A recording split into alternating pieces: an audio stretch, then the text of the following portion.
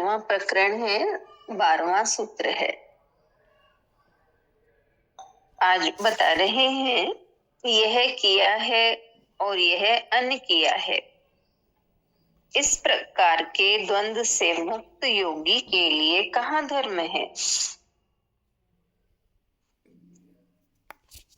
इस प्रकार के द्वंद्व से मुक्त योगी के लिए कहाँ धर्म है, कहाँ काम है, कहाँ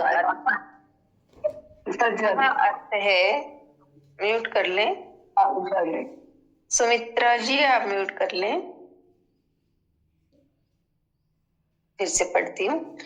यह किया है और यह अन किया है। इस प्रकार के द्वंद्व से मुक्त योगी के लिए कहाँ धर्म है, कहाँ काम है, कहाँ अर्थ है, कहाँ विवेक। अष्टावक्र इन सूत्रों में जीवन मुक्त योगी के लक्षणों को बताते हुए कहते हैं कि जो इन लक्षणों वाला है वही परम योगी है। जो इन लक्षणों वाला है वही परम योगी है, वही जीवन मुक्त है। ये लक्षण ही जीवन मुक्त की कसौटी है। जिनमें ये लक्षण न दिखाई दे, समझ लो उसे आत्मज्ञान नहीं हुआ, उसे अद्वैत का ज्ञान हुआ नहीं। फिर भी यदि कोई आत्मज्ञानी होने का दावा करता है तो या तो वो भ्रमित है या पागल है या पाखंडी है। इसी क्रम में अष्टावक्र कहते हैं कि योगी चित्त की संकल्प विकल्प अवस्था से पूर्णतः निर्विकल्प हो जाने से उसके समस्त विक्षेप शांत हो जाते हैं।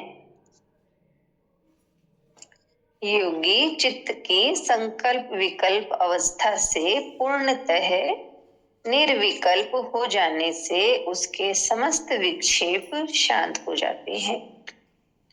यानी उसके जीवन में कोई संकल्प या विकल्प नहीं रहता कि ऐसा होना चाहिए, ऐसा नहीं होना चाहिए। ये सब इन सब से निर्विकल्प हो जाने से उसके विक्षेप शांत हो जाते हैं। नहीं तो ऐसा होना चाहिए, ऐसा नहीं होना चाहिए, ऐसा अगर नहीं होता है तो हमारे मन में विक्षेप आते हैं। मन में अभाव आ जाता है, क्रोध आता है।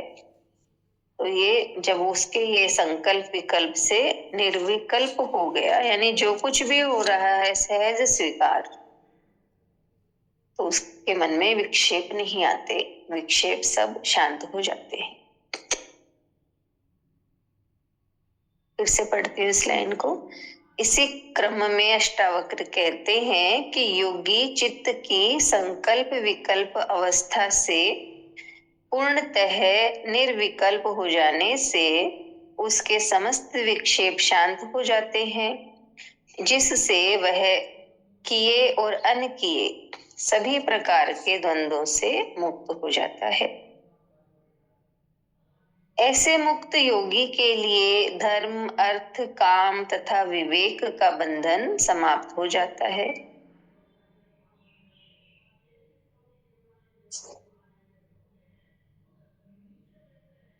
जिसका अज्ञानी पर आरोपण किया जाता है। ज्ञानी अपनी आत्मा के स्वभाव के अनुसार इनका पालन करता है, जबकि अज्ञानी बाध्य होकर मजबूरी में अस्वाभाविक रूप से इनका पालन करता है। अज्ञानी धर्म, अर्थ, काम, विवेक का झूठा मुखौटा लगाता है जो उसका स्वभाव नहीं है। ज्ञानी का ये स्वभाव हो जाता है, यही उसका सही स्वरूप है, ओरिजिनल फेस। आत्मज्ञान में दृष्टि बदल जाती है। यानी जो अज्ञानी है उसको तो धर्म, अर्थ, काम, विवेक इनको कहा ना कि आरोपण किया जाता है। यानी उसको तो करना पड़ता है कि धर्म के कर्म करो, धर्म के अनुसार अर्थ कमाओ, धर्म के अनुसार काम करो, धर्म के अनुसार चलें तो उसका विवेक खुल जाता है, उसको करना पड़ रहा है, उसका स्वभाव नहीं है। और ज्ञानी के अंदर ये आत्मज्ञान आत्म भाव में आ गया तो ये सब अपने आप स्वभाव से ही हो रही है, कुछ अलग से उसको एफर्ट नहीं डालने पड़ते, उसका स्वभाव ही है। स्वभाव से अपने आप सब ये चीजें धर्म के अनुसार उसके होती चली जाती है और अज्ञानी को मजबूरी में इनका पालन करना पड़ता है। तो और ज्ञानी से ये सब स्वभाव से ही होते हैं। तो कहा आत्मज्ञान में दृष्टि बदल जाती है। तो इस तरह से बताया हमें, नविता बताएंगी। हरिओम पूजन। हाँ हरिओम। हाँ, आज के सूत्र में बताया कि जैसे कि यहाँ पे लक्षण की बात की है कि आत्मज्ञानी के क्या लक्षण होते हैं। तो जैसे किसी किसी को भ्रम ही होता है कि आत्मज्ञानी हो गया, तो ये लक्षण से ही क्लैरिटी मिलती है कि उसको हुआ है कि नहीं हुआ। जैसे कहा ना, वो सहज हो जाता है। ज्ञानी जो होता है, स्वाभाविक चीजें होती है, उससे करना नहीं पड़ता है कि मतलब एकदम जो रियल फेस होता है वैसे ही वो करता है। झूठा मुखौटा लगा के कुछ नहीं करता, ओढ़ कर कुछ नहीं करता है। तो यहाँ पे यही बताया है कि लक्षण क्या होता है कि आत्मज्ञानी का, कि वो किया और अनकिया, ये जो दो चीजें होती है, इन हर तरह के द्वंद से, द्वैत से परे हो जाता है वो। तो ऐसे मुक्त योगी के लिए कहा कि न उसके लिए कोई धर्म, अर्थ, काम, विवेक, ये सबका भी बंधन समाप्त हो जाता है उसके लिए। जिसका कि अज्ञानी जो होता है, जैसे अभी बताया ना क्लियर करके, कि उस पे तो आरोपित किए जाते हैं सब चीजें, लेकिन ज्ञानी अपनी आत्मा के स्वभाव के अनुसार ही इनका पालन करता है। मतलब स्वतः उससे होते हैं वो चीजें फॉलो, उसको जबरदस्ती फॉलो नहीं करनी पड़ती है, क्योंकि वो स्वभाव में आ गया। जैसे पानी का स्वभाव नीचे बहना है, तो वैसे ही ज्ञानी जो आत्मा का स्वभाव है उसके अकॉर्डिंग सहज वैसे करता है। उसको जबरदस्ती करवाना है, करना है, ऐसा कुछ नहीं होता। तो यहाँ पे यही बताया कि किया और अनकिए के द्वंद से परे जो हो जाता है, ऐसा आत्मज्ञानी का स्वभाव हो जाता है। और वहां पे ये सब चीज भी, धर्म, अर्थ, काम, विवेक, इन सब के बंधन से भी वो मुक्त हो जाता है। और यही उसका ओरिजिनल फेस होता है। मैंने इसमें क्या बताया कि आत्मज्ञानी की दृष्टि बदल जाती है, देखने का भाव ही चेंज हो जाता है। एक एज ए दृष्टा देखता है, जैसे अभी कहा ना, एज ए दृष्टा देखेंगे तो वो मान अपमान, ये भी द्वंद है, उनसे भी वो परे हो जाता है। बहुत अच्छा, बहुत सुंदर। किरण आंटी आप बताएंगी। जय गुरुदेव दीदी। हाँ जय गुरुदेव। बस आत्मज्ञानी का संकल्प विकल्प का बार बार हमको समझा रहे हैं कि कहाँ कहाँ है संकल्प विकल्प हमको डिस्टर्ब भी करते हैं, विघ्न लाते हैं हमारे काम के बीच में। तो सबसे कहा कि किया और अनकिया, हम लोग अगर कोई काम करते हैं और उसका परिणाम हमारी आशा के अनुरूप नहीं आता है ना, तो हम पश्चाताप में चले जाते हैं कि ये मेरा किया हुआ, ये मैंने उस दिन ऐसा नहीं किया होता तो मुझे परिणाम नहीं भुगतने पड़ते। जैसे द्रौपदी ने कह दिया था कि भाई अंधे का बेटा अंधा, तो उसे यही कहा गया, महाभारत का कारण यही बना कि अंधे का बेटा अंधा कहा। परंतु ज्ञानी इन सब बातों को नहीं मानता कि उसने ये कहा या उसने ऐसा किया तो ये हुआ। यानी कि सब कुछ पहले से ही निश्चित है, वो स्वभाव में होना ही है वैसा ही। प्रभु की तरफ से प्रयोजन कुछ नहीं, उनका जो प्रयोजन था वो उनकी व्यवस्था पहले से बनी हुई है।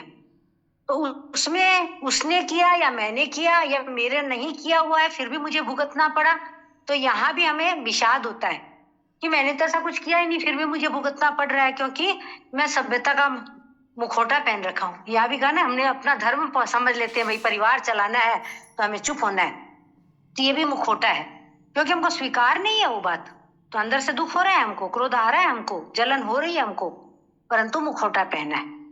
तो कहा जो आत्मज्ञानी नहीं है, साधारण है अभी वो, अभी वो धर्म अर्थ काम मोक्ष, यहाँ विवेक कहा, तो ये चार जो हमारे पुरुषार्थ है ना, वो इसी में बेचारा फंसा हुआ रहता है, होते नहीं है उनसे, उनको करना पड़ रहा है, इसलिए उन पे आरोपित है। किसी पे हम आरोप लगा दें तो स्वीकार तो नहीं है, पर वो चुप है क्योंकि उससे आरोपित है, वो गवाह मिल गए कि इसने ये सब गलत किया था, तो उस पर आरोप लग गया, पर एक्चुअल वो आरोप उसने किया नहीं था। इसी प्रकार कई चीजें हम पे आरोपित की जाती है, तुम्हें ये करना है, तुम्हें ये करना है, या तुमने किया। तो जो ज्ञानी है ना, उसको कोई फर्क नहीं पड़ता कि कुछ हुआ, उसका परिणाम गलत आया तो भी बोले प्रभु की मर्जी, और सही आया तो भी उसने नहीं कहा कि मैंने किया इसलिए देखो इसका परिणाम अच्छा आया, और भला आदमी ने ये किया इसलिए मुझे इसका गलत परिणाम, मतलब किया अनकिया से वो ऊपर उठ गया, सहज स्वभाव में है, इसलिए उसे करना नहीं पड़ रहा है और कुछ छोड़ भी नहीं रहा है। सबसे बड़ी बात तो कहीं भी छोड़ने की बात नहीं की है। जैसे पानी बह रहा है तो बह रहा है, कहते हैं कि नदी के बहाव को रोक के दिखाए कोई, नहीं रुकेगा। उसी प्रकार जो ज्ञानी का जो सहज स्वभाव है वो बहता रहता है, चलता रहता है, जब तक संसार में है तब तक संसारी के रूप में रहता है वो, और कहीं भी कुछ भी चीज वो ऊपर से ओढ़ता नहीं है, इसलिए उसको मुखौटा नहीं है। उसका जो ओरिजिनल रूप है ना, हम पहले संतों को इसीलिए नहीं समझ पाते हैं। कहते हैं ना, संत हमारी तरह से उठते बैठते खाते पीते सब कुछ है, तो हमको भ्रम हो जाता है कि ये काहे का संत है, तो इतना सारा खाता भी है, ये तो मनोरंजन में भी जाता है, ये तो ये भी करता है, सुंदर कपड़े भी पहनता है। तो हमने आरोपित कर रखी इन बातों को कि संत बन गए तो हमें महंगा कपड़ा नहीं पहनना है, कोई शौक नहीं रखने, परंतु संत ने तो नहीं कहा ना। हम आत्मज्ञान में कहाँ फर्क पड़ने वाला इन सबके। गुरुदेव तो बहुत शौकीन थे, परंतु वो आत्मज्ञानी तो थे ही ना, तभी तो आज हम लोगों को भी उन्होंने वो बोध कराने की, कितनों को बोध कराया भी है और आज भी करवा रहे हैं। तो बस यही दोनों के लक्षण में फर्क है कि उन्हें सब कुछ करना पड़ता है और वो स्वभाव से चाहते नहीं है, सरल स्वभाव नहीं होता है, और ज्ञानी सहज में वो सब कुछ होता रहता है, उन्हें स्वीकार होता है, इसलिए न संकल्प विकल्प है, न किया अनकिया की उन्हें कोई परिभाषा ही नहीं है उनके लिए, सब कुछ हो रहा है। तो यदि किया अनकिया है तो ही कर्ता की बात की ना, तो कर्ता तो परमात्मा है, तो फिर किया अनकिया कुछ नहीं है, और वो सहज सहज में अपना जीवन जी रहा है। जय गुरुदेव दीदी।